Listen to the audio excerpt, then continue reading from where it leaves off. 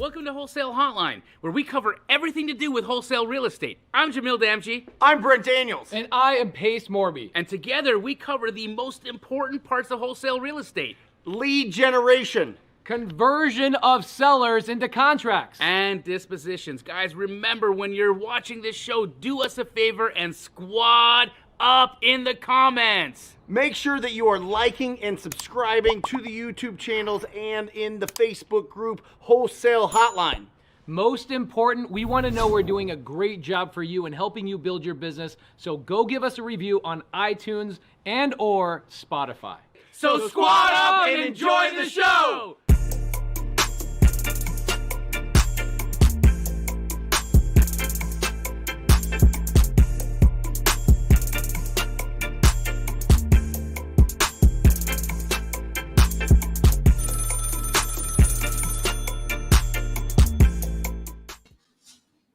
Welcome to Wholesale Hotline number 147. My name is Brent Daniels. I am joined by the incredible Jamil Damji and Pace Morby, and we're here for three things. All right? We're here to answer questions, so make sure that you put your questions in the comments section. We're here to recognize the success that you have had. So make sure that you post if you've made your first call, if you've closed your first deal, if you've helped your first person get their deal sold by squatting up. And that leads us into the third main reason that we're all here, and that's to squad up in the comment section. Make sure that you are putting where you do business, how long you've been doing business, and make sure that you find other people that are doing this business, because it is lonely out there if you're on an island by yourself. That's why we do this show with three hosts, right? We've got lead generation, we've got conversion, and we've got disposition, or we've got exit strategy. Those are the three main parts of every real estate business. We're here to talk about all of them, keeping you updated on the most up-to-date news, topics, tips, tricks, everything, so that you can be as successful as possible, as quick as possible, as a real estate entrepreneur. Jamil, how are we feeling? Great, man. Enjoying this great Monday. We had an amazing weekend. Amazing weekend. Yeah, it was epic. Guys, if you missed it over the weekend, Triple Digit Flip Season 2 is released. You can see it everywhere. Hulu, you can see it on your Cox, you can see it everywhere. You can see it on any kind of cable provider that you have. Make sure you check that out. On Triple Digit Flip on all the Cox. Yes, there we go. Cox Cable. There you go. Pace, how we doing? Pace is muted. My life is pretty amazing, dude. Like, insane. Absolutely insane. You work so hard that when you finally take a moment and look at everything that you're doing, you see all the people's lives that are around you. They're changing. People are making money. All these friends you have, the people that you rely on a daily basis. And the party we had on Saturday night was a big culmination of that. And also watching Jamil fulfill a childhood dream of having the Outlaws perform at our TV premiere. That sounds like a made-up sentence, actually. The Outlaws performed at our TV premiere, and we had some unbelievable people there. Our communities were just having a great time. So I don't know how much better life could get. Thank you. I don't think it does. Well, it's getting better this Wednesday. Hell yeah. We're getting together this Wednesday evening at the Keegley office. Yes, sir. It's going to be a good one. Wholesale Hotline panel. If you're in Phoenix, Arizona, and you want to ask us questions live and get into it, we're going to have at least 200 people show up to those things most of the time. Be a good time. Pace, you going to be there? I will be there, yeah. That's Wednesday night, right? Yes, sir. Yeah, I'll be there. And I have a suggestion for us tonight. I already kind of launched it, but I'm giving the link away to the side chat so you guys can come into the back studio. The link that says StreamYard.com/a bunch of miscellaneous BS I see people in the side chat saying, I need help. Well, guys, that's what Wholesale Hotline Q&A is all about. We want to see you, talk to you, etc. So as long as you've got a phone that has good internet, come on the live, click on the link, come in here. Let's have a conversation. And we want to help you answer some freaking questions today. This is getting back to the old school, the first few episodes where we were just taking calls and answering questions. This is going to be a lot of fun, guys. So if you have questions, be brave, jump back here, and let's get it. Look at this. We got the historic home locked up. Here we go. We talked about it last week, guys, on the show. Got it locked up. Should we help her comp it? I wonder if we can help her comp it on this. What's the best way to do this, Pace? Have Tenatrice click the link and come on the live. We'll pull her up here. I've got Harley up here. He's ready. He's ready with a question. So Tenatrice, come on here. First of all, let's ring this victory bell for getting that locked up. Come on. Yeah. Love it. Awesome. Love it. Love it. All right, Harley, you ready to go? Let's do it. Harley, how you doing, brother? I'm doing great. How about you guys? Awesome. Really, really welcome. Good. Welcome, welcome. By the way, for just giving all this information out like this. It's awesome having you guys on and being able to just hop in here. I'm not a student or anything, so it's awesome. So just want to say thank you. Absolutely. Where are you from? I am from Temecula, California. Awesome. Yep. That's awesome. So talk to us. All right. So I have a question. Would you recommend trying to go directly to a seller, even if they're listed with an agent? Yes. Jamil and I are going to go to battle on this one right now. We're going to go to battle on this. This morning, I did this whole seller call thing with my students. And one of my students came in and there was an agent that refused to pick up the phone. We gave the respect to the agent. I give all the respects to the agents. I want to build a relationship with the agents. Jamil is 100% right. But and I don't know if I think Jamil agrees with me on this one, but I'm not quite sure. If an agent is not representing their seller, guess what? I'm not a licensed agent. I have zero allegiance to licensed agents. And if you are a licensed agent that refused to pick up your phone, I am here to secure the bag. I'm here to make money. And I'm going to go around you very quickly. I'm going to skip trace your seller, and I'm going to call your seller, and I'm going to tell the seller that you did not pick up the phone. And that's exactly what I did. I actually, here, check this out. Let me show you guys a little something. Check this out. I got this cool little doohickey.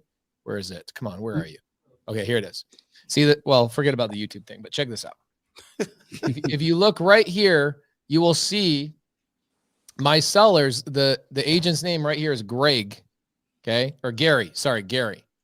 And I called that agent today multiple times, and I couldn't get the agent to pick up the phone. Gave him multiple text messages, gave him multiple opportunities, would not pick up the phone. So I just skipped trace and called the seller directly. So my answer, and this is what the seller said. I said, hey seller, my name is Pace. I'm calling you because I couldn't get a hold of your agent, and I'm just trying to submit an offer. In fact, we called your agent yesterday and submitted an offer.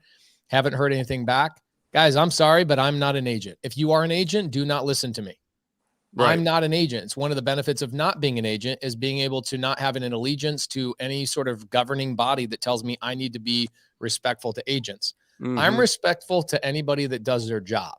That's who I'm respectful to. So for me, I give the respect to the agent. If they show me they don't want to work with me, then by all means, I'm going around that agent to the seller. I don't have an agreement saying I won't talk to the seller.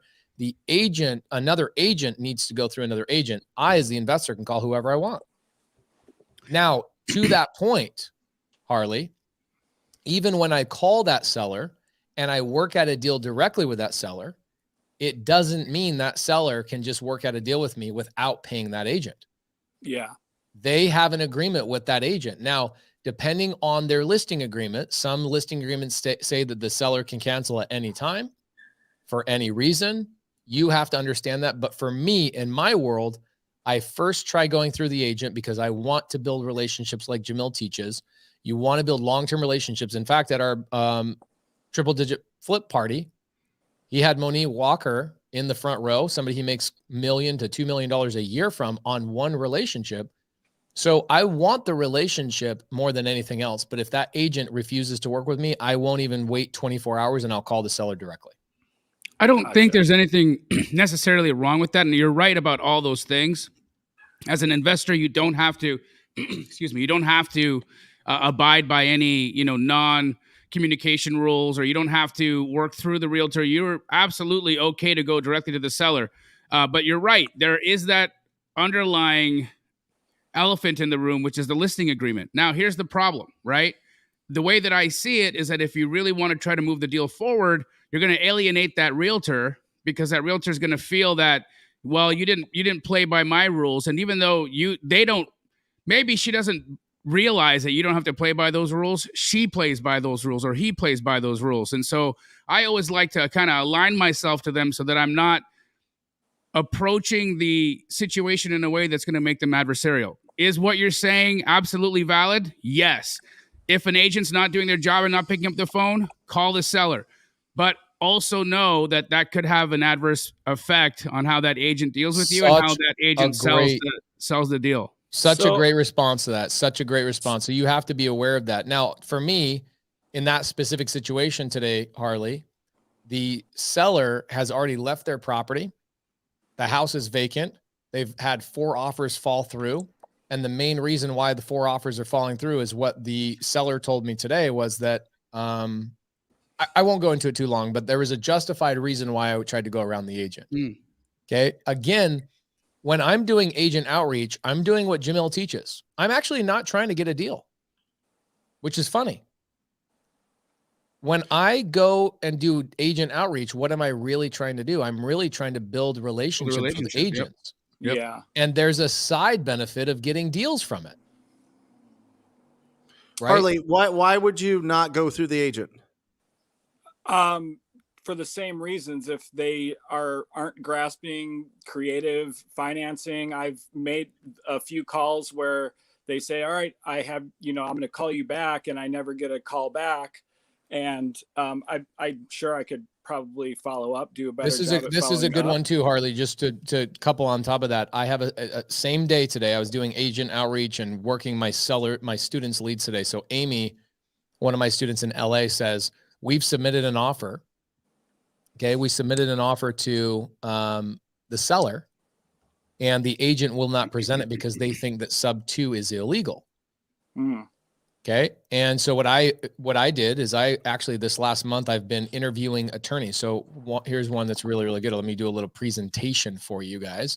You guys are going to see some of the coolest freaking things ever from my sub 2 students. They're going to be blasting things out over the next couple of weeks. But I've been interviewing attorneys. Okay. Check this thing out. So I'm interviewing attorneys across the country. This gentleman right here, Harry Marsh, closes 2 sub 2s on average every single day. And we went through a 45-minute recording, going through and showing people exactly what he says to agents who think things are illegal. So what I do is my students then take these recordings and they then go and send these to agents and say, hey, agent, here's an actual recording from not just one attorney. What we do is we chop it up, and there's 7 attorneys that all answer the same question. Is sub 2 legal? Is this, that, blah, blah, blah. One of the reasons why Jamil loves agent outreach. I don't like agent outreach. You want to know why? Because I'm teaching somebody whose average salary is $35,000 a year what real estate is. That's my honest answer. I spend more time educating agents on what a real estate transaction is than I do actually negotiating with the actual person who owns the actual piece of real estate. Does agent outreach work? Tremendously. It is absolutely unfreaking believable how powerful agent outreach is. But for me and my personality, I don't want to negotiate with somebody who doesn't have an interest in the real estate except for the percentage. So for me, I prefer direct to seller outreach. And it's hard. Direct to agent outreach is hard because agents' average income is $35,000 a year for a reason. They're not that educated about comps. They're not that educated about whatever. However, I think Jamil will have a really good argument to this, is that actually presents a pretty powerful opportunity for you to become friends with people and bring value to these agents that they otherwise didn't have before you. Especially in this market. You're educating someone.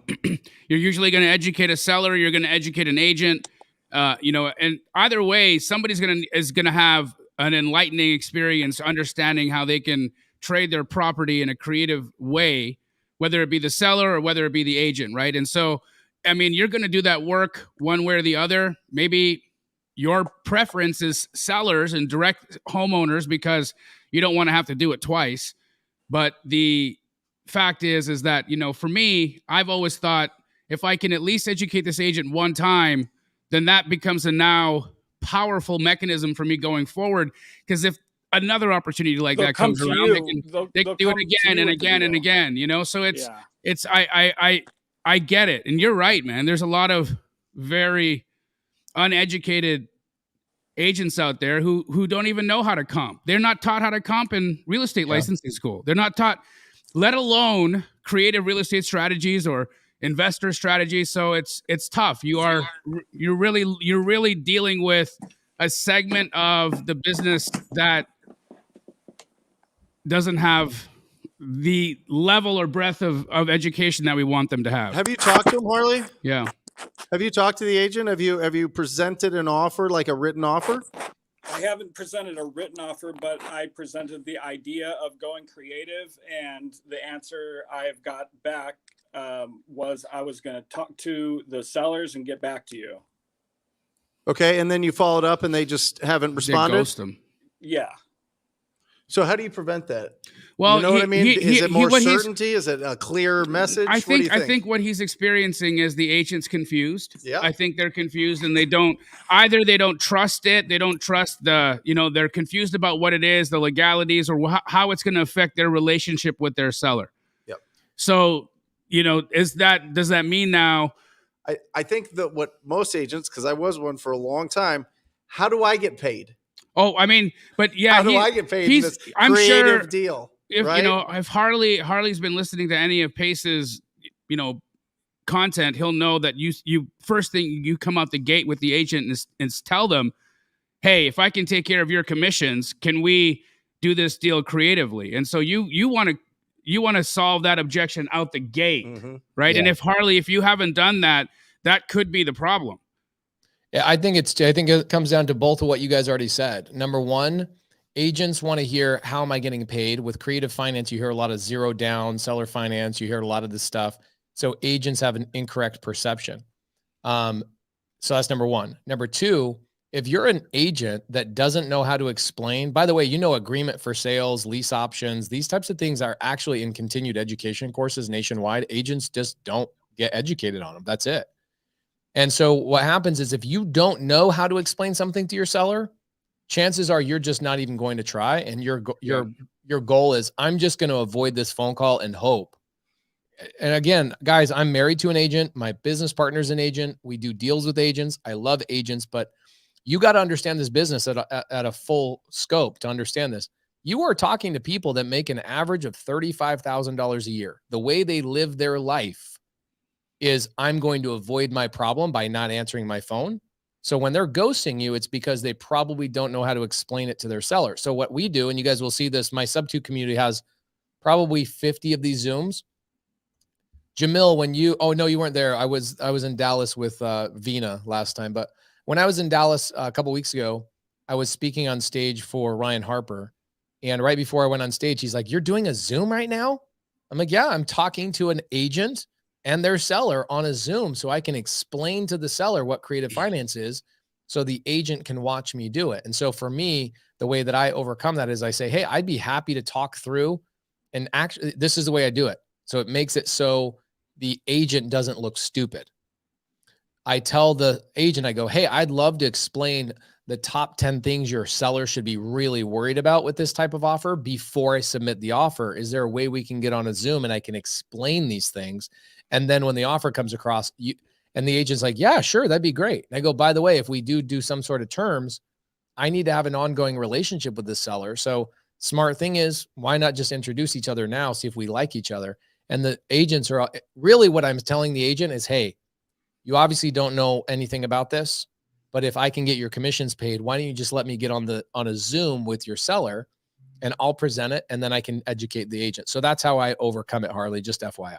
How important is it, Pace, that you find out how many offers they've had on this, how popular this house is, if they've got other people coming at them, or maybe they tried something creative and it didn't work because there was a knucklehead out there not knowing how to do it. You know what I mean? What do you dig into the backstory before you start really getting into it? I don't submit a cash offer or a creative offer until I have ammunition, and I gathered my ammunition by asking the appropriate questions. That's right.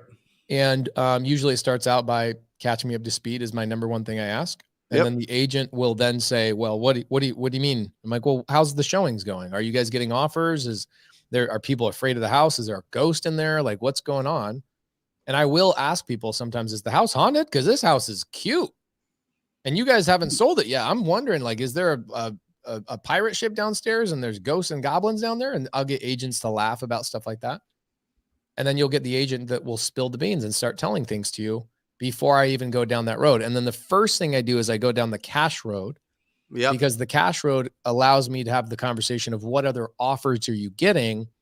If I was going to offer cash, I'd probably be somewhere around here.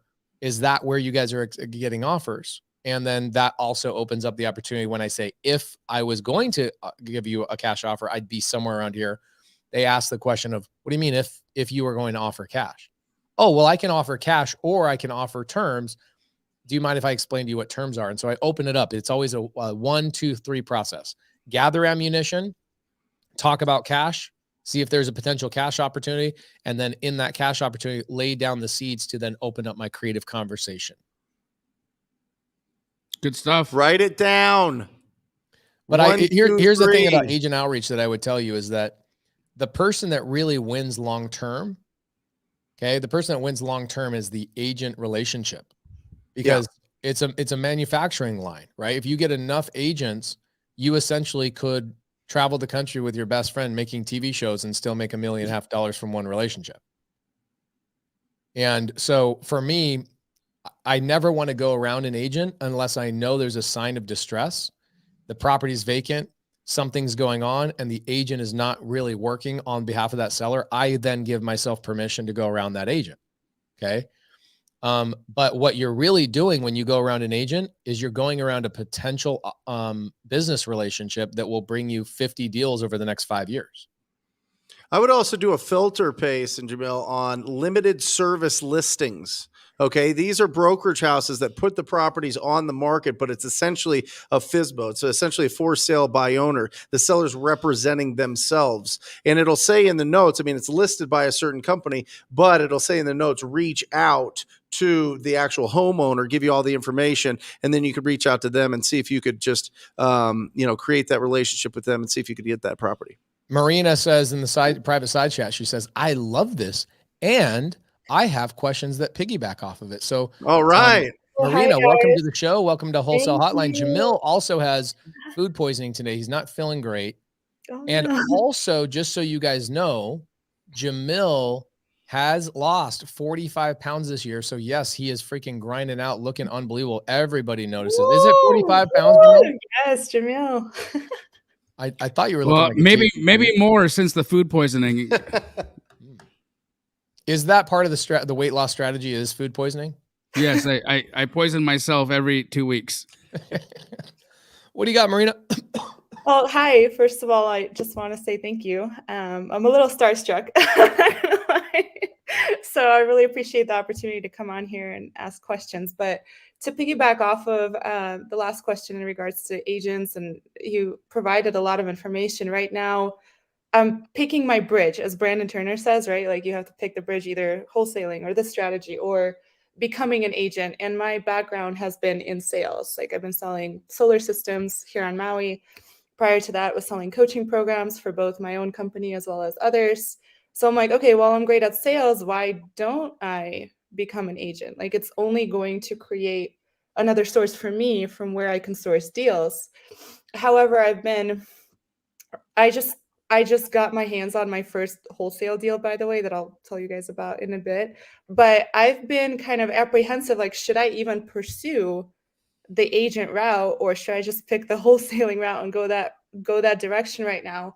Is it in any way, shape, or form gonna legally prevent me from my full wholesaling and investing potential? I can tell you, Jamil has probably the best answer for this. And this is a personal decision. Just FYI, I will never become an agent ever personally. And one of the reasons being, as we talked about this earlier, is that I can go directly to the seller by bypassing an agent that doesn't want to work with me without having any sort of issue. But I would say that's probably the only drawback to having a license, is that I have to respect somebody else that has another license. Jamil, what are your thoughts? What are the major benefits of being an agent? Well, I think you just got to look at it as a tool, not a label. You know, the thing that I think that you're doing right now is you're saying, if I'm going to do this, I'm going to be a realtor, or I'm going to be a real estate investor, or I'm going to be a wholesaler, and you know what? They don't have to be ors at all. It's all ands. So you can say, I'm a real estate investor. I'm licensed as a real estate investor. I can act as the principal in a deal, and I can wholesale the deal. If I can't make the numbers work, I can list it as a realtor and make a commission on it. I have different opportunities available to me based on the best situation or needs of the homeowner. And so I think as long as you can create that perspective in your mind, that'll allow you to be nimble enough in those kinds of appointments where you can pivot fast and decide, am I going to act as a principal and buy this house? Am I going to try to create a creative deal here and still be the principal and buy this house? Or am I going to try and list this house because this house deserves to be on the MLS and sold to a retail buyer? Whatever that is, having a license doesn't hinder you in any of those ways. All you have to do anytime is disclose that you're licensed, and that creates the solution to that whole situation. Gotcha. I think it's more the disclosure, like you said, what I'm concerned about in the sense of more of the social dynamics, because here on Maui, a lot of people just kind of have a negative connotation towards realtors. So whenever I, cold call sellers, right away, one of the first questions they ask, oh, are you an agent? It's like this immediate, like, ugh, Sure. So that's my concern as far as you could always say, I'm a real estate investor that got their license so I could save money along the way. I like that. But also, like, you've been in sales. This is still sales. It's just different. Like, when you're sitting down representing somebody as an agent, you're applying for the job of helping them buy or sell, right? When you're sitting down with them as an investor, you're building the skills of getting discounted properties, of getting really good deals. So if you want to be a real estate investor, I mean, that's the path. I mean, that's where you want to go. Being your own, and this is coming from somebody that's had a license for 18 years. You have to learn a tremendous amount of skills to be actually good. Like Pace said, most agents make less than 30 grand or around 30 grand or whatever it is, right? Yeah. And so you have to like really commit to being good at that. And there's some really phenomenal agents, and it's a craft for sure. But then there's also this business that you're growing. You're an entrepreneur. You are your own client at this point. So I think it's 100%. And I think that if you with your personality and with confidence and kindness go out there and treat everybody dope, they're going to be fine with you having a license or not having a license. So it's really up to you if you feel like it's going to give you, an advantage or make you feel more confident out there. If it's not going to affect your confidence, then what's the point? You know what I mean? Yep.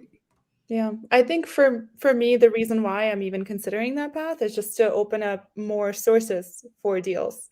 And plus, if this has been my genius up until now, why not use it to strengthen the other geniuses that I'm learning from you guys?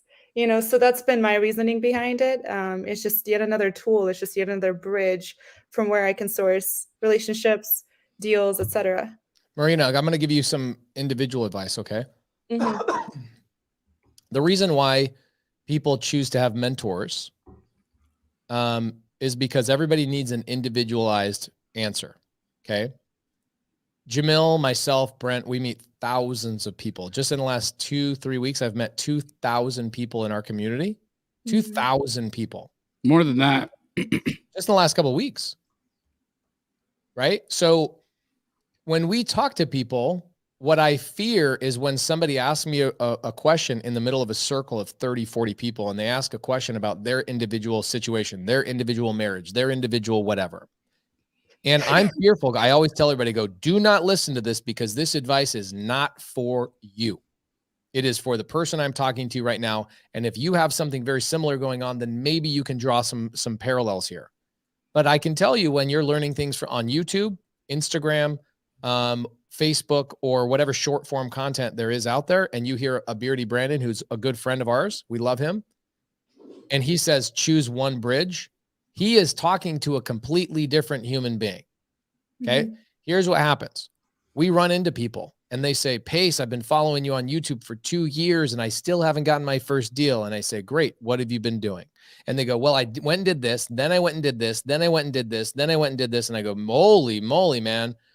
You know what you need to do is you need to realize that you're the kind of person that needs to just focus on one thing until you get some results. Then you can start opening up to other things. So the advice for that person is not advice that I would give you.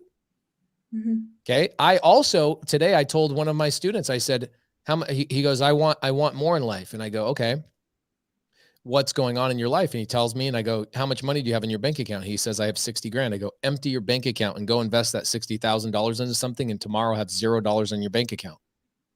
Horrible advice for 97% of people on the planet. Yeah. But for somebody like me, and also somebody like Brent Daniels, Jamil, I'm on the fence on this. I think Jamil likes to see a little bit jingle jangle in his bank account. But for me, if I see a 0 in my bank account, I will work 10 times harder. Hungry.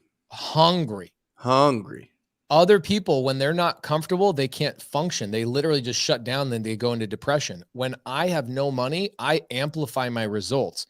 My very best deals I've ever negotiated are when I had no money. Mm-hmm. And my worst deals I've negotiated are when I had plenty of money. Mm-hmm. Okay. That's a personality thing, Marina. And so for me, I would make sure that you have to understand your individual personality of what benefits you as an individual. This is why people have mentors and coaches. Sorry. Still recovering from a cough. Okay. But you guys have to be careful of what you're listening to on even if it's a YouTube and we're talking to you as an individual. This is really good advice, talking to you specifically. But if you're watching an Instagram, a reel, a short form content, guys, that stuff is meant to be entertainment, not actual education. Right. Mm-hmm. I like that. This is almost like cathartic, where essentially, like in a more feminine language, you're like, trust your own path, trust your heart. Yeah, no, what is Shakespeare? Shakespeare says the best advice you'll get from Shakespeare is, he says, know thyself. Mm-hmm. You have to know thyself. You have to know what works for you. And unfortunately, the advice we spew, we're so confident in our advice because we have met with, talked to, coached, and seen results of thousands of people be successful. So when we come across with advice, we're freaking confident. And sometimes our confidence on YouTube or some of these short form content platforms comes across as very specific advice for that individual. And that really is not the case. So while I do believe Brandon is giving advice really perfect for one subset of people, it might not be good advice for you. I can't choose one path. I can tell you one friend of mine, Mr. Tom Kroll, when he gave me this advice, I immediately knew he did not know who I was at the time. The advice Tom Kroll gave me is, he says, Pace, you just need to focus on one business and just really do that one business really, really well. And I'm like, bro, I'm the Elon Musk of real estate. I got Neuralink going on. I got Tesla going on. I got Boring Company going on. I got Twitter. I got this, and I'm going to dominate all of them because that's my individual personality. So when he gave me that advice, I smiled and I nodded and I go, I love you because you've given me other amazing advice, but I know myself and I know that advice does not fit this person. So if somebody told me choose one path in real estate, I'd say, I'm not going to choose wholesale or fix and flip or buy and hold, because I'm going to choose how to find distressed properties and I'm going to utilize all the tools to solve every single person's problem. Right. Okay. So you have to make that determination. I would tell you that being an agent will amplify the tools you have to solve people's problems. I don't have that tool in my bag. And again, when you get into the top 1% of agents, go watch the Monique Walker episodes we've had on Wholesale Hotline. And you'll truly understand Jamil's beautiful business model. And you get around those types of agents, being licensed is an asset because they won't trust you unless you are licensed. Become friends with those agents. Okay. Good question, though. Really appreciate you coming on today. Yeah, thank you guys so much. I really appreciate it. Thank you for everything you do. All right, Tracy Ritchie, she's in her car. Let's go to Tracy. How you doing? There's Tracy. Hello. I'm good. Hi, guys. What's up? Nothing. Working on my business. I'm newly self-employed and just really working on I guess acquisition. I'm looking on finding those ugly houses. So I didn't really have a question. I just came into this side chat to see what was going on. But since I have the forum, I want to thank y'all. Hey, thank you so much. And what market are you in, Tracy? Well, yeah, that's another bit of new news. So I live near Amarillo, and I started only in Amarillo until I joined TTP, and now I'm in Dallas Fort Worth, which is crazy because I'm already noticing how much more contact other wholesalers have had with these sellers. So it's a whole different beast, but it is exciting. So that's something new. Yeah, here's the great thing though. Jamil talks about this all the time. He says, I want to go where there's traffic. Yeah. Right? Yeah. I want to jump into oncoming traffic, which is where competition, you got to change competition to collaboration. When Jamil and I go to DFW, we will get 400-500 people that converge on a 2-hour, 3-hour meetup. And you ask the question of how many of you guys are making money together, and like 80% of the room, hands go straight up. Mm-hmm. Oh, that's super cool. I got to make my way out there. I did think when you said the big difference between Amarillo and Dallas Fort Worth, my brain immediately said the amount of teeth people have. I immediately thought.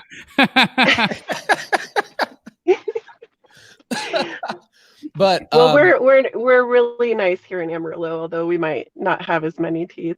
But Tracy, tell me something amazing. Have you made friends in DFW yet? Have I made friends? No. And that means no. You need to immediately go in the side chat. I see DFW sub 2 students. I see DFW Astro students. I see DFW TTP students. You need to tap into the local community right now, immediately tonight. Put your email in the side chat and have everybody reach out to you that's in DFW and go make some friends. And Shannon's in Amarillo too. There she is. All right. Connect, Tracy. Squad up. She does a phenomenal job in the Rhino tribe of connecting with a lot of the people around the country. So you should have plenty of people at DFW to connect with there. And Shannon says she does have teeth, so that's awesome. That's awesome. 2 for 2. If people don't get this by now, I have to tease everybody that's not in Arizona. That's it. If you don't live in Arizona, this is the greatest market of all time. It's the most competitive. Would you guys still say that Arizona is the most competitive, or are there more competitive places, Jamil? I don't think so. I think Arizona still nails it with the competition. We got so many big operations going on over here. I mean, I would say the Dallas, Texas market is like right on our heels, and Atlanta right there as well. San Diego.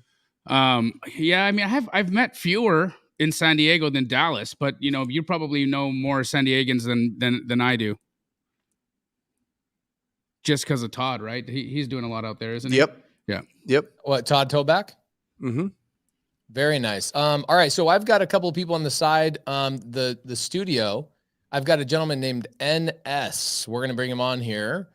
NS, how do we actually say your name? What is your real name? Unmute. No smoking.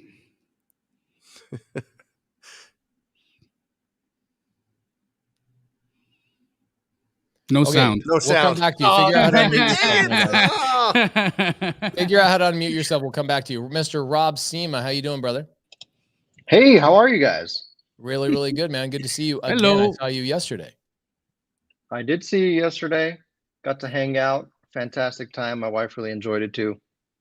Cool. Because I told you need to make so much freaking money. You waste 30 grand a month on her. I'm on it. Yes, you are. So I emptied out my bank account today. What do you got for us, brother? I just want to say hi.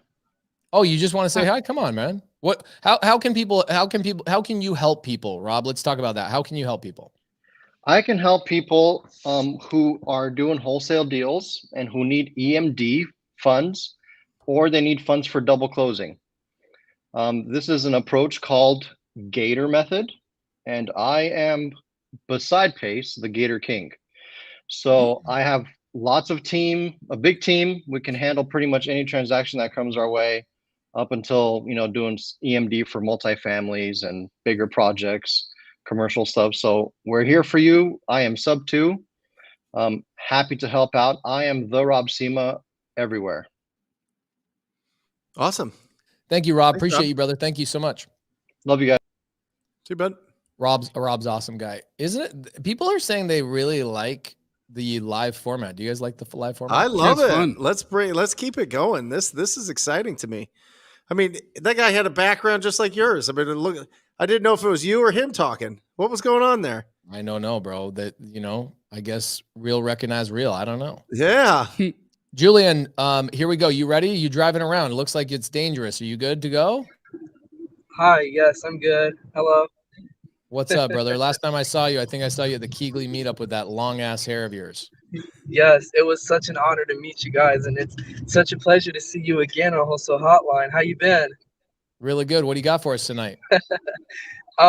So I have actually stopped pursuing single family homes over in the Phoenix market, just because I've seen like it's kind of competitive, and I'm looking more towards mobile home parks over in Florida, and I've been calling them for a few weeks, and every time I reach LLCs that I haven't been able to get the owner's information because they have the screening that you mentioned that you have with I can't remember the wording that you said, but it's basically yes. Yeah. When it's like the first introduction of speaking to them and they're like, hello, and I answer, hey, this is Julian, how you doing? What would you recommend is the best way to introduce yourself so that way it doesn't feel too awkward and it's just not like another sales call? It's funny. I made a bunch of calls today, and the calls I made were, hey, I want to get a piece of real estate before the end of the year. My name is Pace, and I'm trying to buy a piece of real estate before the end of the year. I'm not introducing myself besides my name is Pace, and I'm trying to buy a piece of real estate before the end of the year. That's it. The problem is you got to make 1,000 of those calls. It's going to be your tone too, your tone and your confidence, right?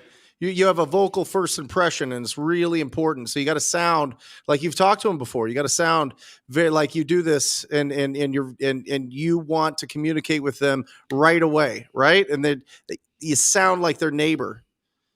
If you call them by their first name. You know what I mean? Do a little bit of digging. If you're going to go after mobile home parks, then do some digging and find out if it's owned by an LLC. Find out who owns that LLC and call them up. You know what I mean? And the fastest way to make a conversation awkward is asking somebody how they're doing. How you doing? Oh my God. No, because you don't know them and you don't really care. And they know that. And so it's, it's the inauthenticity of the question that makes sales calls feel weird, right? Because you don't care. You don't really care how they're doing, where they are. I mean, you don't, right? And so get to the point. I think what Pace is saying is, look, I'm this person, and this is why I'm calling you. We're get to it fast. We're getting to the business quick. Powerful. Thank you so much. Love it. Thank you, Julian. Appreciate you. Andrew, what do you got, bro? You just turned your camera off. Well, you got to take your shirt. You got to switch. Okay, we'll take him off for a minute. The live format is great. Michael, what up, dog? What do you got for us today?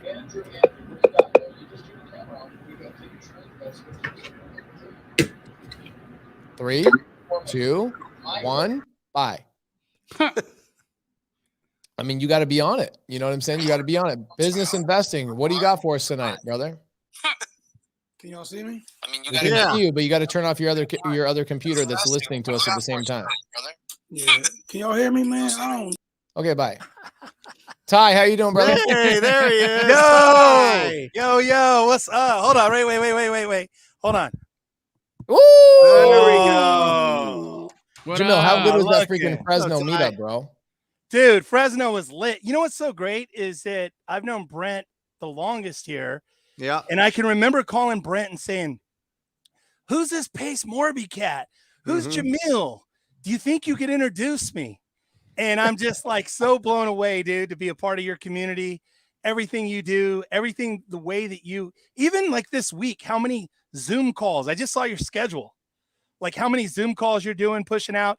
Jamil, coming back from Fresno, dude, my phone was melting.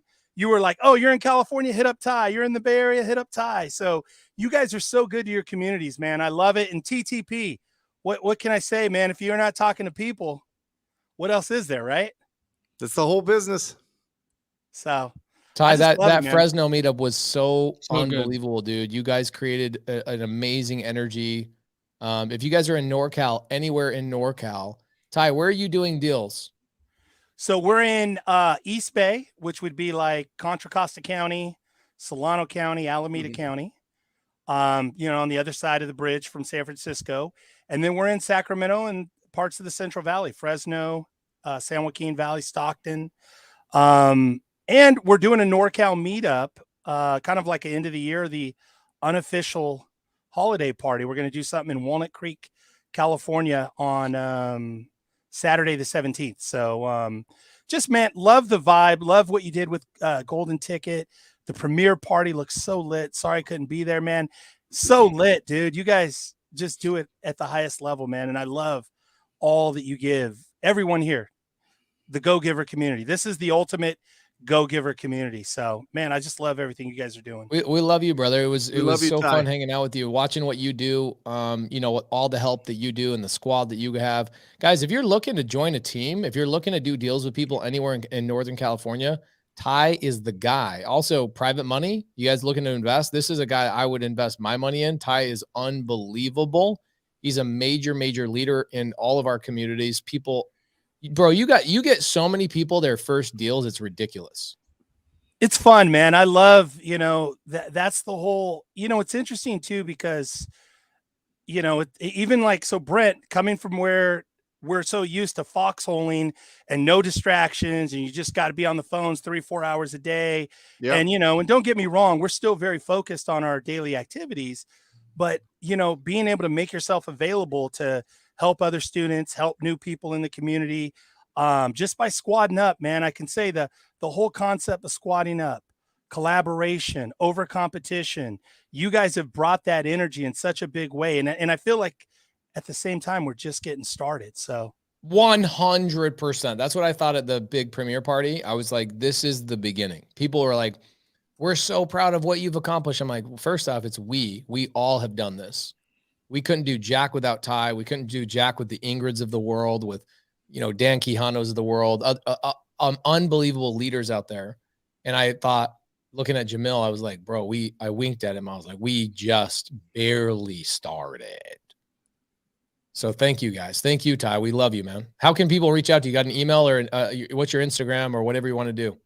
Yeah, so very simple. Email ty@tylg.com, ty@tylg.com. Thank you guys so much.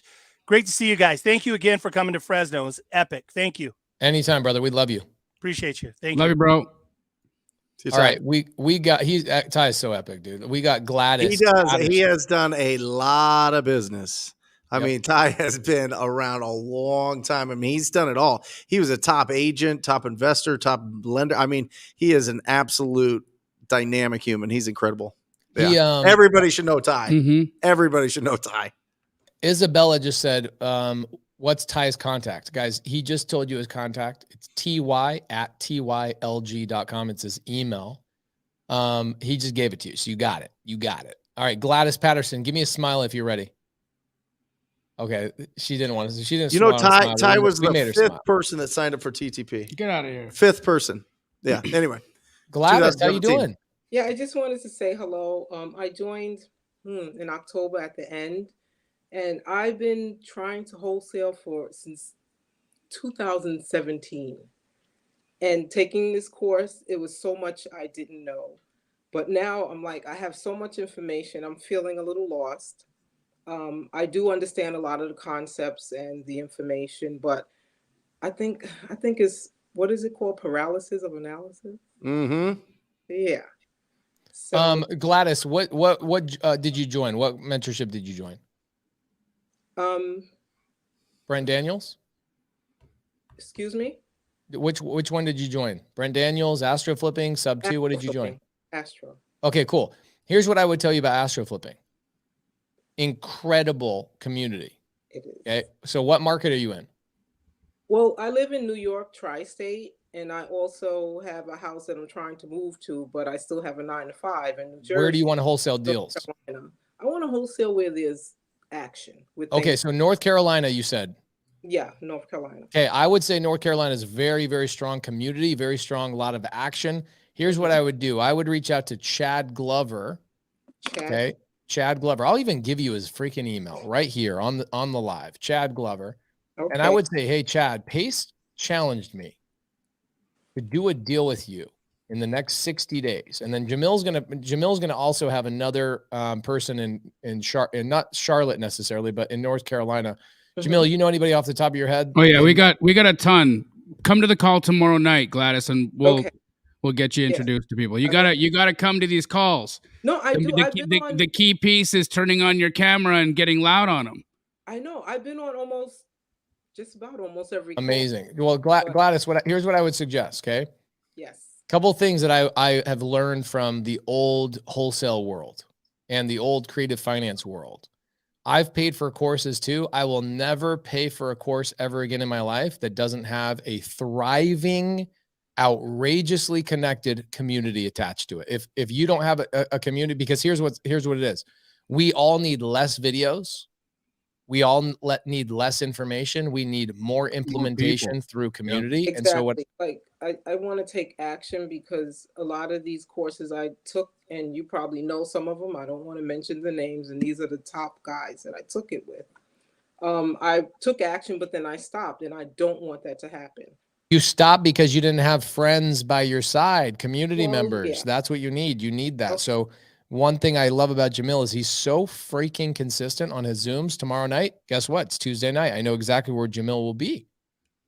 Okay. And Jamil, here's what I would do, Gladys. I would raise your hand in Jamil's Zoom and go, Jamil, can you find me somebody to squat up with in North Carolina? And he'll find somebody for you tomorrow night. Okay. Yeah. And I had like some concern with the squat up. Like they say in squat up, what do I do? What's expected of me in squatting up? It depends on who you squat up with. If you squatted up with me, I'd tell you exactly what I would have you do. I would figure out your personality, what you're good at. And I would go, okay, Gladys, you're going to be good at cold calling. Okay. Maybe not. Gladys, you good at texting? Okay. Maybe not. Gladys, you good at door knocking? Okay. Maybe not. Gladys, you know what you could be really good at?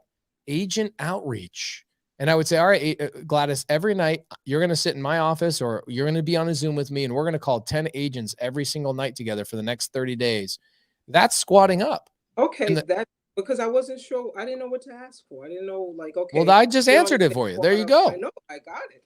Boom. And I would be doing is I would find one of the Astro Flipping community members and say, hey, can you walk me through? Because here's the thing. Videos are amazing. Community will trump any video all day long. What I would do is I would say, what Astro Flipping student could benefit from me calling 10 agents every single night when I get home from work? And when I get an opportunity, they want to make money with me. And what they'll do is they'll take that deal. I've watched this happen thousands of times in Astro Flipping. Thousands. New student comes into the program. Experienced student says, come to me. I'll be your structure. Right. You work with 10 agents when you run into something you've never heard before. I've been trained by Jamil. I know exactly what to say.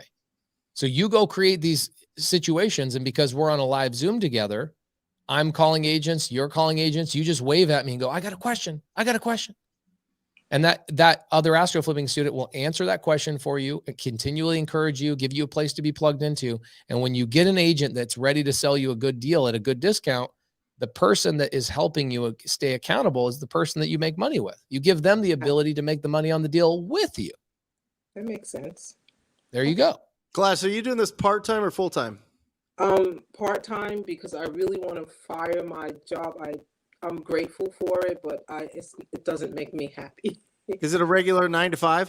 Regular 9-to-5, yeah. When do you set aside time? Do you have like sacred time that you commit to this business? I've been going to bed late. That's why I have these, just to try to get through the material and understand it. I try to listen to it in the car, but it's not as good as doing it like just sitting down and focusing on that.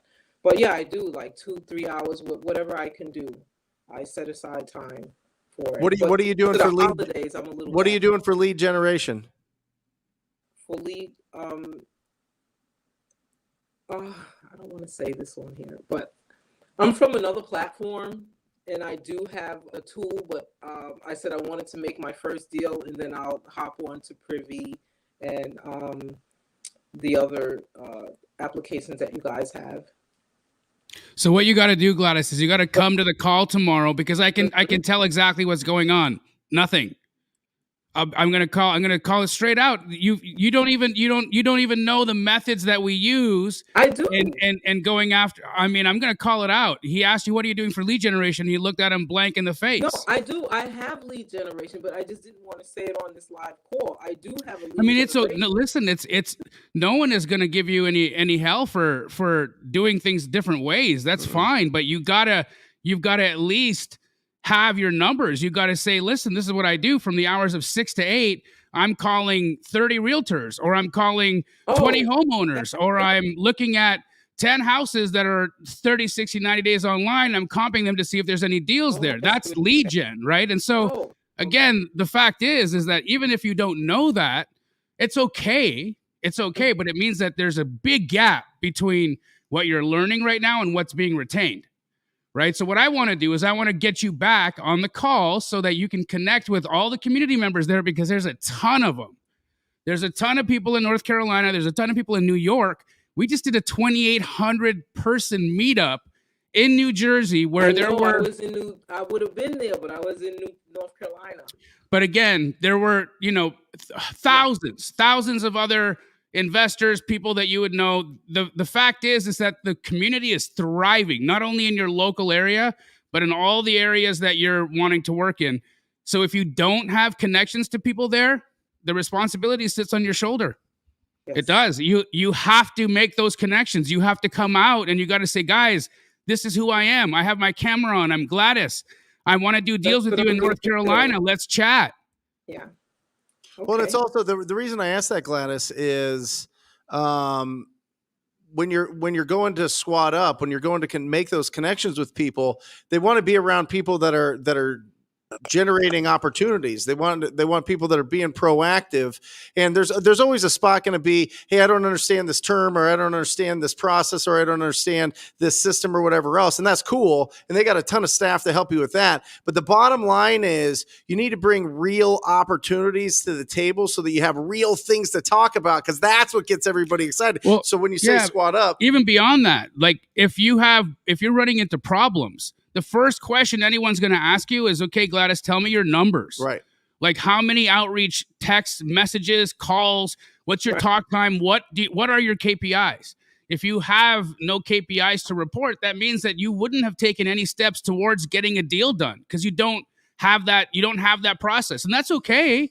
It's totally okay to be in that spot, but being really aware of where you really are versus where you want to be is the thing, right? And the beautiful thing about the community, Astro, Sub 2, TTP, is we've got people that are coming in from all different levels, people that are coming in from different ways of doing business, and all of them want to be helpful. All of them want to connect, and they're willing to take somebody who's brand new and pull them right across the line with them. But they have to see that person's investing in themselves. They're putting in the time. They're coming in. They're turning their camera on. You just jumped on this live today, which is super brave and awesome. And so I know that you'll do that on tomorrow's call. You'll come on and this is not my first time on camera. It's just that I wasn't chosen, but I've been on camera 3 times. Awesome. Good. So this whole concept of squatting up is connecting. Okay. You should know at minimum 20 people in the community within the first month. And if you haven't done that, then there's a disconnect there. Because I wasn't sure, really, guys. I'm just plugging away at my studies, the modules, and then I'm itching. I said I want to talk to people. I want to talk to agents. I'm not afraid. I mean, I've done it before. Before I did cold calls to sellers. It didn't get anywhere. It just didn't. I was just calling and getting nowhere with that. So yeah, I'm ready to start. I'm not afraid. I'm not afraid to talk to people. Hey. Awesome. You also need to really connect. You need to really connect. And the more that you do that and the less defensiveness you have in the process, the better off it'll be, I promise. Okay. All right. So I'll start. When do I start? Today connecting or tomorrow? You can start now. There's 605 people on the live call right now, and everyone there's got to be at least a dozen of them that are in the markets that you want to work in. Okay. Guys, let's squad up with Gladys. Put your info in the chat. Okay, what am I putting in there? Put your phone number. Oh, okay. I mean, if you're comfortable with that, if it's an email, if it's whatever, just do, whatever you're comfortable with, put it in there and people can start reaching out. Guys, reach out. If you're in North Carolina, right? No? Well, like I said, I have a house in North Carolina, but okay. I'm still working my 9 to 5 here, New Jersey, but I live in New York. It's okay. Got it. Okay. Yep. All right. Thanks, guys. You got it. All right. Have a good evening. All right. Matt, I'm going to have you control it. Pace went to Corbin's dance recital. Okay. Did you see that? Beautiful pick. Awesome. Let's bring on Michael. Michael, you ready, bud? There we go. I'm ready, guys. Hey, thanks for having me on here, guys. You guys are awesome. I've been learning a lot from you guys. So I've been trying to get into wholesaling for a minute here. Probably pretty much going hard since April. Kind of slacked a little bit, not going to lie to you, but now I'm going hard again. My brother and I are generating leads to the MLS, making pretty much these calls all day, every day, trying to make about 60 to 80 if I can. But realistically, when the conversations go on, it goes down to about 20 or 30. So I kind of started going into, I got some things under contract, couldn't sell them, meaning that I didn't have the team or the buyers on my side. Maybe the deal wasn't good enough. It's my fault. I'm trying to learn it still. So now I'm trying to get in a little bit of the creative part here. So seller financing. I'm running into, I know Pace just left. I'm running into a lot of issues right now with these sellers who are wanting like 30% down, 9% interest and 2-year balloons. And it's like, how do I tackle these things? I know that not everything's going to be a deal, but how do I negotiate to where it's like, okay, maybe like, because my guys who want these, because I'm doing a lot of reach to buyers, right? So I got a lot of cash buyers, but they're at 10% down, 3% interest max, and 5 to 8, maybe even 10-year balloons. But it's tough for me to negotiate with these agents because there's also agents involved too, right? So they got to get paid as well. Yep. So I got to be upfront with them and figure out how to get them paid with, through my assignments. And I'm okay with that. I'm totally okay with that. I just got to increase my gap a bit, I guess, when it comes to, my assignments so I get them paid. What's your guys' advice on that? Do I just keep pounding the calls? Do I just keep like working with the agents and kind of reach out? These are on market? Them, or Michael, these are these on on MLS? So they're getting paid by the seller.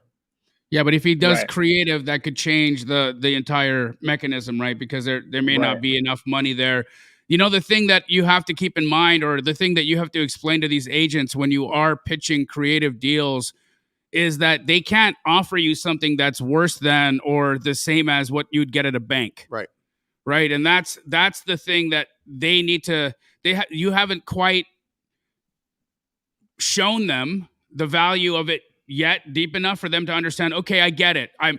He's not giving me price, but we're going to get price, but we have to give them a much better term in order to get that price to make it make sense. Right. And so you can't have both. If you're going to say, look, I'm going to do a creative deal with you, but I'm going to make you come with actually a worse situation than what a bank would be, 30% down and 2-year balloon. I mean, come on, right? I would do better than that at a bank right now. I could go 15 or 10% down at a bank and get whatever interest rate and have it for 30 years if I wanted. So this doesn't make any sense. So that would be the argument to your agents to try to get them to understand why that doesn't make any sense or why that wouldn't be an advantageous negotiation for you to take.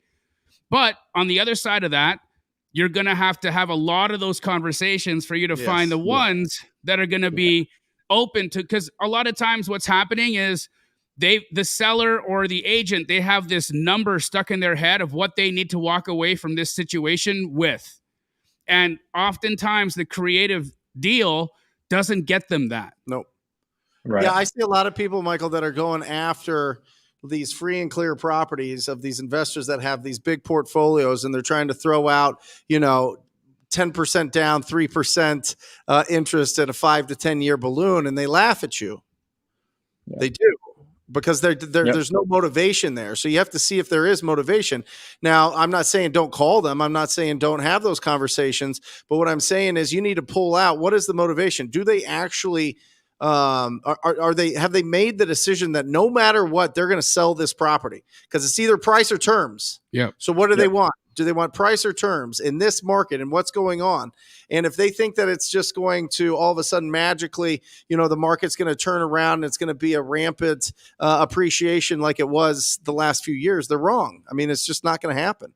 So either they got to hold on to it for a few more years and be fine with that, or they can come to terms and you can get serious about making sure that you take this problem off of their hands. But they have to have a problem you can solve.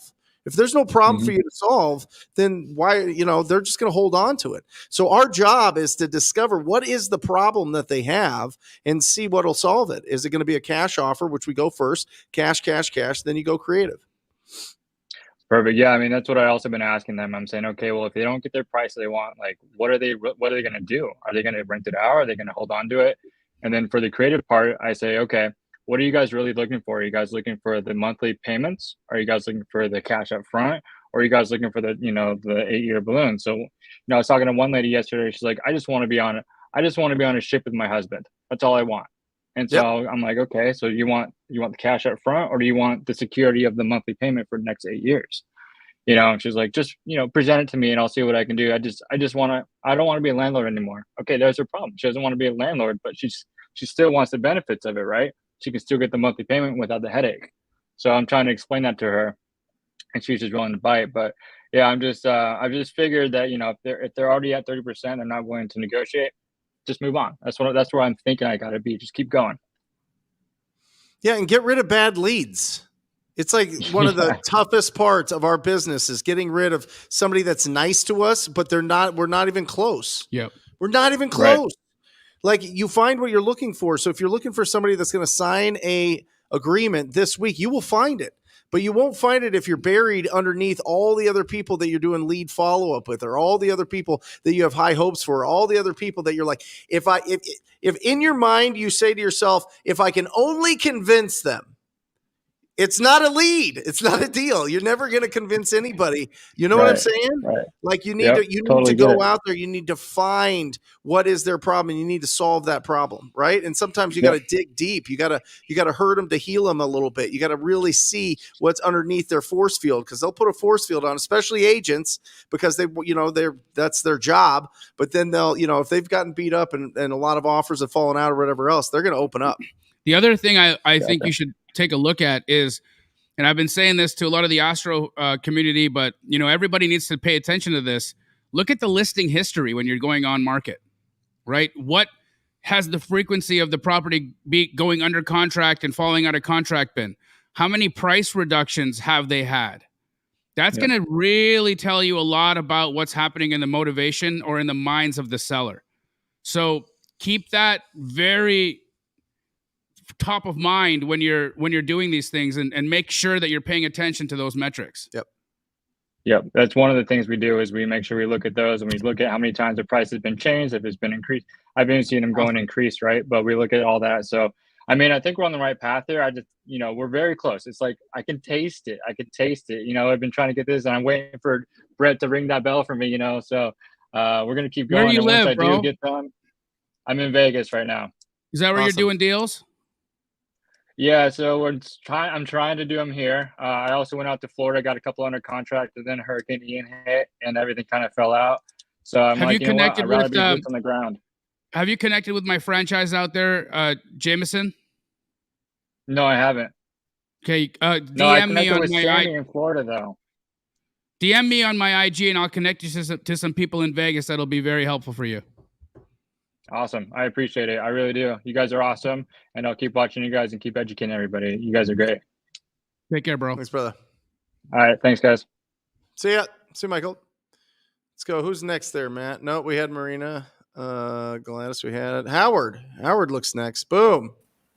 Hi. Howard. How you doing? What's up, man? Where are you from? I'm from Pennsylvania.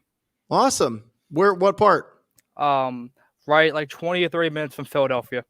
Awesome. Is that your market? Yes, and also Fayetteville, North Carolina. Awesome. Talk to us. What's going on? So this is my biggest problem right now. I actually typed it up so I wouldn't forget. How much time should I spend per deal when I'm cold calling my code violations list? Because I find myself like I would start at 8 o'clock. Like for example, this morning I started at 8 and it's like 1 o'clock and I feel like I've only done like 20 calls because I'm spending so much time per one trying to even see if it's a deal. Are you comping properties before you talk to somebody? Yes. Why?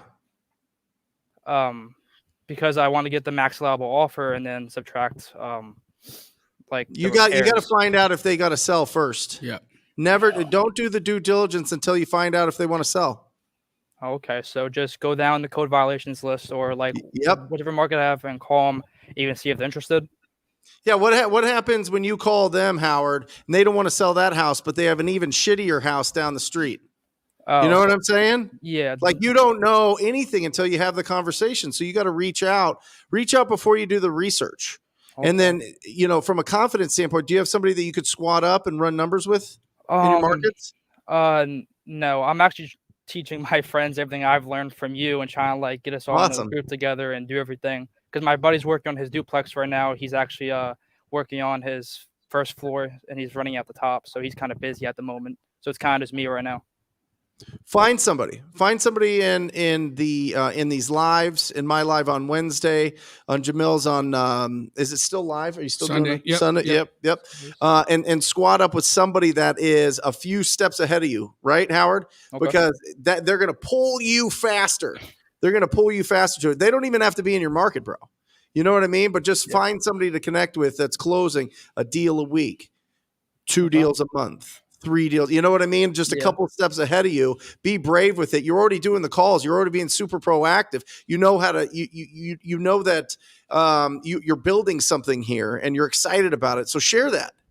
Awesome. For real. You got to squat up with somebody somebody that's a few steps ahead.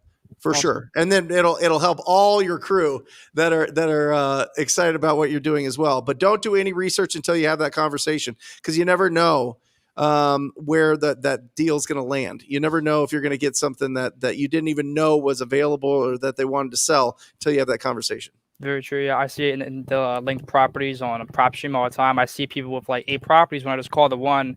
And actually today I got some lady. She has like 2 other properties, and she said she'll give me a call back. They're actually going through probate right now, and she said she likes my offer, so she'll get back to me once probate's over. So that's one of the things I kind of liked about today.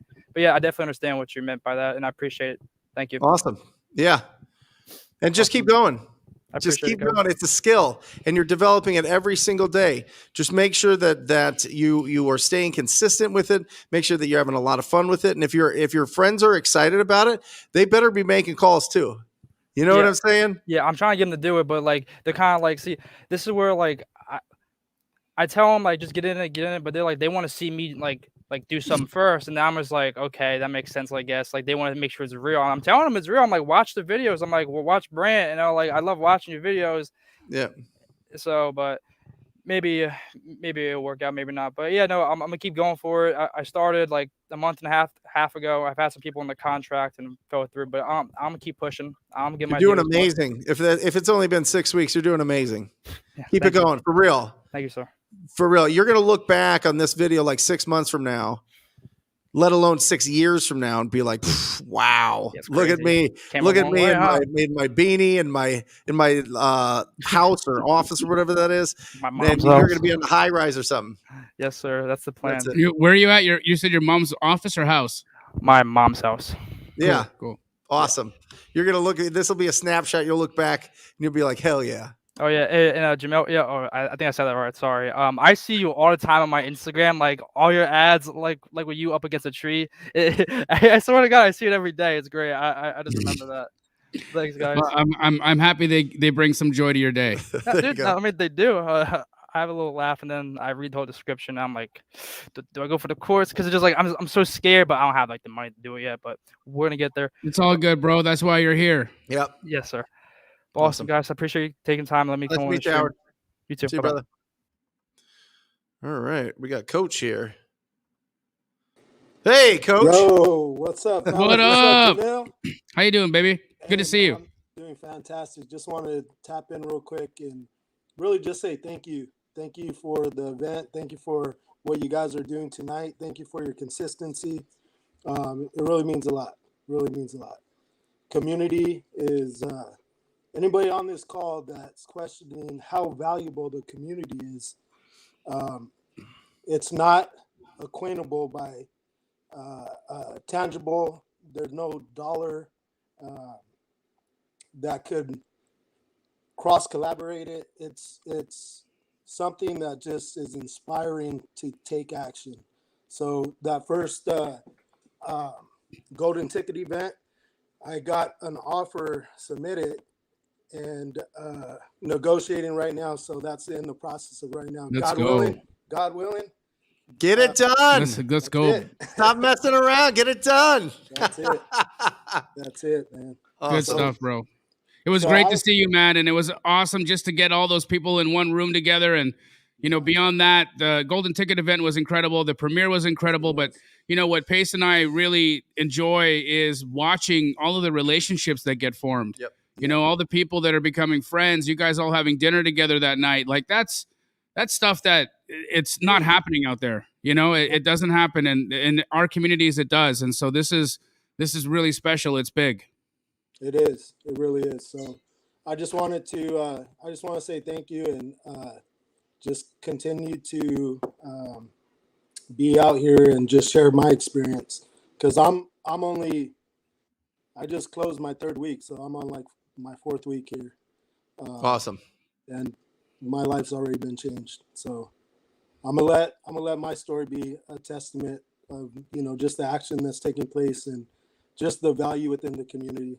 And I think that's the biggest thing, you know, is you see the success of the community and it just really helps confirm what you already know inside of you. And it just helps kind of crystallize the truth of what the community, the power of the community and, you know, how big of an opportunity that this really is. So just wanted to thank you guys, man. It's awesome. Love you, bro. You got it. See you tomorrow. It's incredible. Yeah. Community is everything. It really is. I mean, building that. I mean, you guys have been on the warpath for years, like teaching everything, teaching everybody, teaching me, teaching everybody about how to build a strong community that's going out. And not only that, like it's cool. Yeah, let's hang out. Let's connect with our, you know, friendships and support. It's even better when you go out and actually do deals. Oh yeah. What's so when fun? you go and you actually change your life. Yeah. And I get to see, and you hear this all the time. I've watched many of your podcasts with your students and, you know, Pace as well.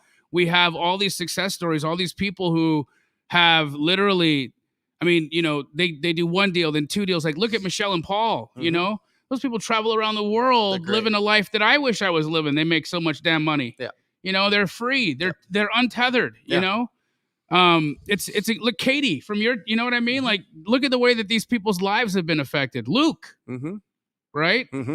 Incredible stuff. So, you know, seeing all that, being able to be a part of the success of so many different lives and families is beyond amazing. Yeah.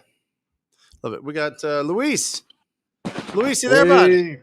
How you doing, guys? Welcome. How you doing, bro? Oh, great. I'm actually from New Jersey, Jamel. I was in the meetup last Wednesday when you guys were there. Nice. So what do you think about like New Jersey with networking? I know it was a little rough crowd that night. And I just had a quick question. I mean, what do you think about areas like that where like people are kind of to themselves? They don't really, you know, want to, you know, meet with new people, or they think like, oh, you know, I'm this big shot, and they don't want to really reciprocate, you know, value. You know, what would be your advice? I think in a environment like a nightclub, which is where Caesar and Envy decided to put that thing on, it's really hard. It's really because everyone's drinking and they're like being aggressive and they're trying to snap photos with us, and it just turns into a gong show. But I also think that there were a lot of people in there that I talked to that were probably feeling just like you were, that were like, they were like, oh, I want to talk to people, but I'm afraid to, or I don't think this person's going to like me, or this person looks like they're too they're stuck on themselves or they're high on themselves. And I understand what you're saying. I think that, you know, you're gonna come across networking events that are like that might have a different energy, but then that shouldn't push you away from going to the next one that might be at a, you know, at a different type of venue, like at a RIA or some kind of an auditorium or some kind of a different type of hall or a hotel. You know, these opportunities to network and get to know people, they're really, really, really important. I don't think there's anything different about the New Jersey market than here in Phoenix. I don't think that anybody there was any more or less aggressive or any more or less competitive as I see us being here in this market. Yeah. So I think that maybe right now you're seeing just, or are you new? How new are you to the business? Well, I'm working with a real estate, basically a wholesaler in New Jersey who did. I basically brought 2.5 million since COVID started to them, and I'm their acquisitions person. So no, I'm their acquisitions guy. So I mean, you know, for me, I definitely want to start doing my own thing soon.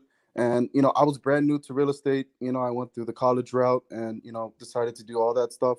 But I kind of came across real estate and you know, wholesaling in particular, and it kind of intrigued me. So I just started learning about it, and you know, kind of fell in the rabbit hole, and just went in head first. Kind of left everything behind, and I was like, screw it, I'm just gonna do it full time. Last year I did 100,000 for myself from my cut of what I made. But I think I definitely want to start branching out because I think you know, I'm ready, and I feel like I just want to get out there and start doing it, you know, on my own. But you know, be the magnet, Luis. You got to be the magnet. You've done that much business. Do you know how many people you could help? Do you know how many people you could have out there finding you opportunities to split those deals that have never done it before and are scared to death to try to talk to a property owner and to have you hold their hand the way through?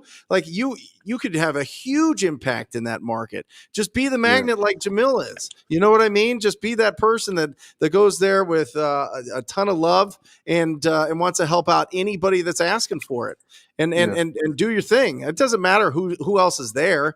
You know what I mean? You could be the magnet and find all those opportunities, and because it's not like you're brand new, just getting into this thing, looking for somebody to walk you through it. You can help that. You can help other people do that for sure. Yeah, you're kind of experienced, man. It's you've got, you know, Pace says this all the time. A lot of people, when they first get started in the real estate business, the first thing they should do is go work for somebody. Go work for a company that's doing it. Like, you know, how many wholesale careers Keegley has jumped off? How many franchise businesses Keegley has jumped off in our, you know, our corporate stores? And so, looking at that, I think it's a real honest step. Yeah. You know, and you did it right, man. You went and you learned from people who were doing it at a high level. You don't do $2.5 million in business and you don't take home $100,000 being a bullshit operation. You guys were doing it. Yeah. You know, and we're so very legitimate. so like, you know, first you like, and you were a big part of that, dude. Right. So now you've got all that experience. Now you get to turn around and help 5-6 people. And there's people in the chat right now that want, you're in New York, New Jersey. We had Gladys on the call earlier. She feels alone. Reach out to her. Yeah, for sure. And do you guys have, like, I would say, any tips for like scaling the business aside from, like, I know delegation is a big thing and networking as well, but like, you know, anything else if you're starting, would you say to, you know, kind of put your business out there, kind of like being that magnet, like you said? Well, I think it depends on how you're growing it. How are you getting it? It depends. Remember, there's 3 parts: lead generation, conversion, and dispo. So what's going to be your main strategy? Are you going to go and do like the Astro model where you're building a ton of, you know, you've got a reputation because you're doing it to bring in a lot of these opportunities from referrals? Are you going to put out some marketing? Are you going to put out some, are you going to be proactive and go out and prospect? Like, what are you going to do to bring in enough opportunities? You bring in enough opportunities, you're going to get talent. Right? You're going to get really, really, really solid talent that comes in, and then you just start fitting them into the spots, right? Acquisition, junior acquisition, lead manager, dispo, whatever it is, however you want to structure it. But what I would say is make sure that you're taking the profits home. Okay. Listen, income minus profits equals your expenses, not income minus expenses equals your profits. You need to set a minimum standard for how much you're going to take home to your family. And it's going to make you watch your business explode. Like it will, because you're not going to get silly. Your financial thermostat is not going to be set too low, and you're gonna take the money home and buy assets, and you're gonna crush it. So take the money home for sure. The other piece of that all the is motivation. when you are looking to scale, the thing that I tell everybody is scale the pieces that bring in the money. Yes. Okay, Yes. that's the piece. Always double down on the action that got you the money, not the other stuff. The other stuff is fluff. The other stuff is distraction. Yep. Okay, it's overhead. Mhm. I don't like overhead. I like income. I got you guys. I really appreciate all the talk and the mindset and everything that you guys bring, and you're providing a really good service to everybody in real estate. So I just want to thank you guys and keep doing what you're doing. Thank you. Great to have you on here. Great to see you, bro. Appreciate it. We'll see you again. Awesome. We'll do one more. Business investing. You got it on now? I see y'all. Y'all hear me? Yeah, we got you. How y'all doing? We can hear you. What's your name? My name's Kenny. I'm from out of Philadelphia. Hey, Kenny. What's going on? Been watching you for a long time, Brett. And Jamil, just started watching you. Glad I can get a chance to talk to y'all. So, first of all, appreciate y'all. And Jamil, this first one is for you. And I have a question about the Privy software. So I like Privy and I like doing agent outreach. I think I found my niche. Started off a little shy, but I really got, to calling agents. Now I'm calling probably 10 a day, having regular conversations and really getting through to them. Matter of fact, I have an agent that gave me like 5 off-market listings, and I'm going to go see them tomorrow. Today I had 2 off-market listings. I have agents that saying, tomorrow I'm supposed to sign my first contract. He said that she accepted it. So, God willing, I signed my first contract tomorrow, and I've been in the community for about, I think it's my 5th week. So God willing, tomorrow I'll be signing my first deal, and I know it's going to feel so good. Even if it's $5,000, taking that from faith to fact, it's just going to be, you know what I mean? Hold on a second. Here we go. Come on. Come on. Yeah. You know what I'm saying? Yeah, I'm That is definitely incredible. Yeah. Jamil, this is where I'm having an issue with. So on Privy, I'm just going to give you a quick example. I had a property, and the property comped at $386,000, right? It was on the market for 59 days. Now, after I did the 55% for the Philadelphia market, the offer price was still at about $212,000. The asking price is $185,000. So when you got a great number and a great deal that much above the listing price, how do I supposed to go off of that? That's what I So great question. You want to know what it is? The condition of that property is not gonna work at 55%. That's what it is. Okay, so that you'll see evidence of that when you find your listing price is lower than what the normal metric of that market should be. So what the real problem is here is buyers have gone to see that house, and when they walk the house, they're like, "Oh, this house is in way worse condition than what I thought it would be, and I need to get this like much less than at 55% of ARV." It's probably a full gut remodel that probably needs to get picked up at 35% of ARV. And so that's what that issue is when you have that price discrepancy. So here's the thing that you do, and this is the rule of thumb I typically have. If a house has been listed on the MLS for quite some time, even if it's listed at a good price, you still need to get it under contract significantly below list price in order for a buyer to see value there. It's a perception. It may not even be a real thing, but it's the perception of your buyer going to feel that they are getting a value. They need to feel that they're going to get a value. And so it has to be a discount from list price. So I get it. I see you're saying the numbers make sense. It's listed below what the offer should be at. How much more can I take off? There's no value there. So what I would normally do in a situation like that is I would look at the list price and I would try to get it below 30 to 50K below the list price to at least show a gap for my buyer to see that there's some value in that house. even if the ARV is $1 million and you getting the house for 300 grand, they still want to see a discount off that 300 grand. If it's listed on the market and it's been there for quite some time, absolutely. 59 days. 59 days on market is no. yeah, that's a long time. What if that same so how do you that's what another question I want to ask you. How do you determine? So I remember you said on the live podcast one time that your conversation with a house that was listed, say 5 days on the market, is different from a house listed, let's say 25, 30, 45 days on the market. Now we saw you talking to people where it was listed for 5 days. It was kind of smooth. It was easy.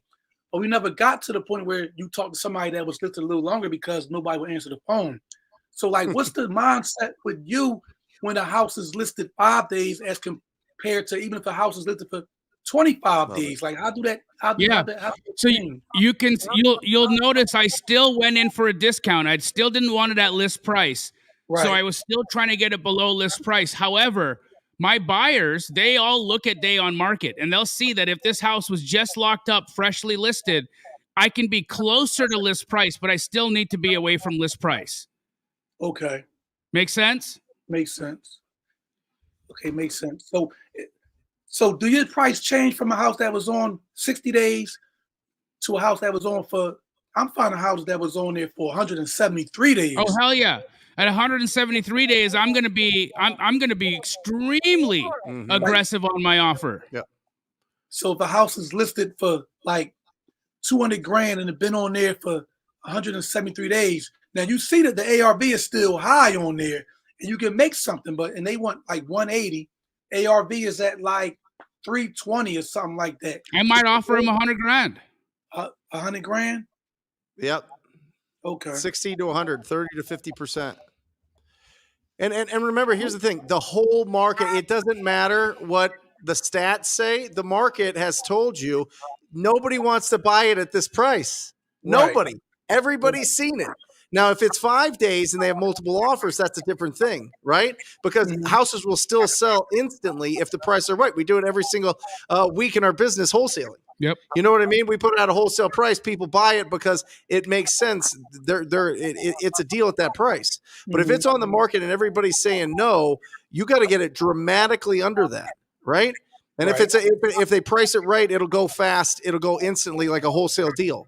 Or it is a wholesale deal. So just remember that if it's sitting there, you've got ammo to go in. The other thing I would do is I would make sure that you're real solid on the numbers, because it might look like some properties there are going for 386, but really that house goes for 250 because it's missing a bathroom. It's on a main street. It's on the wrong side of the freeway. I would check the comp to make sure that your comp's not off as well. Yours is 3 100%. stories, it's 2 stories, all of those things. So make sure you have somebody local, a buyer, especially. Get a buyer that you know that you can count on, that you bring it to them and say, hey, what would you buy this for?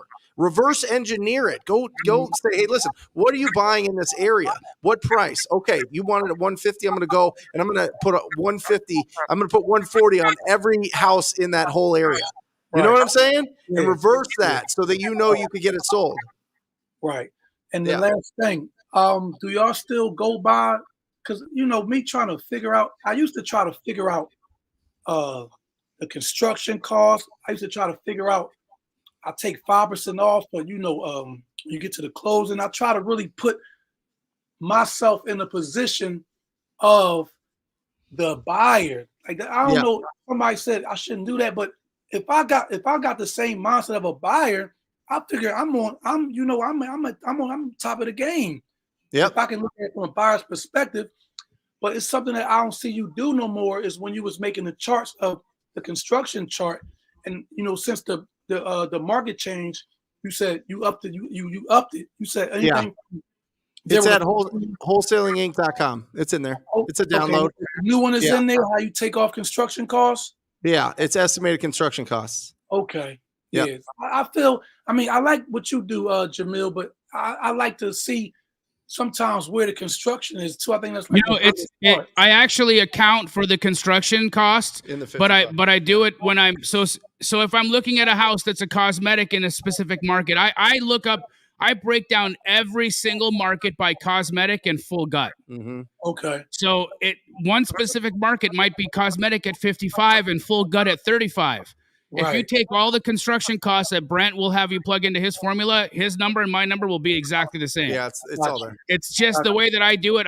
It's quicker because I don't really like having to go through and be like, how much is a toilet going to cost? How much is the paint going to cost? How much is the flooring going to cost? I just know that a full gut remodel is 20% more expensive than a cosmetic remodel. And I know what percentage of ARV a cosmetic remodel needs to be bought at. So then I just work from there.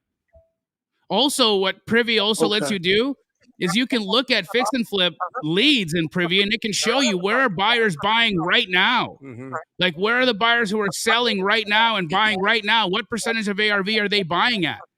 Oh yeah, You'll know that on the last call that I did, the last Privy call I did, I was calling buyers that had just listed a property or just closed a property who were ready to buy right then. Yeah, you did. And I knew what percentage of ARV they bought at. Right. I appreciate that. I definitely do. Everybody that's watching, I'm in the Philly market. I joined you to be able to either hold somebody's hand or get my hand held. Like community is everything to me. Like I'm here in Philly. I want to be able to talk and call somebody and, back and forth ideas and all right, I gotta sell it at this, I gotta buy it at this. All right, how much could this be? Like I'm looking for that. So if anybody's in the Philadelphia market, Kayla's there. Reach out to Kayla if she's still here. Kayla's in that market. She's phenomenal. Yeah. Awesome. All right. Well, great to see you, bro. God bless, and I'll be seeing y'all. Be talking about me soon. Oh yeah, I better get you on the podcast. Okay.